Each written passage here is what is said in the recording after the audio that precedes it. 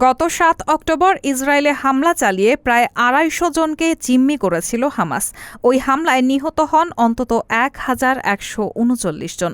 সেদিন থেকেই ফিলিস্তিনের গাজায় প্রায় ১ বছর ধরে ধ্বংসযজ্ঞ চালাচ্ছে ইসরায়েল। এতে এখন পর্যন্ত ৪০,৬৯১ ফিলিস্তিনি নিহত হয়েছেন। এমন পরিস্থিতিতে গাজায় যুদ্ধবিরতির লক্ষ্যে হামাস ও ইসরায়েলের সঙ্গে আলোচনা চালিয়ে যাচ্ছে যুক্তরাষ্ট্রসহ কয়েকটি দেশ। তবে ফিলিস্তিনের গাজায় নতুন করে যুদ্ধবিরতি প্রস্তাবের প্রয়োজন নেই বলে জানিয়েছে হামাস। তারা বলছে, যুক্তরাষ্ট্রের দেওয়া যুদ্ধবিরতি প্রস্তাব এরই মধ্যে মেনে নিয়েছে হামাস। প্রস্তাব মেনে নিতে ইসরায়েলকে চাপ দিতে হবে। ফিলিস্তিনের স্বাধীনতাকামী সংগঠনটি আজ বৃহস্পতিবার এক বিবৃতিতে এসব কথা জানিয়েছে।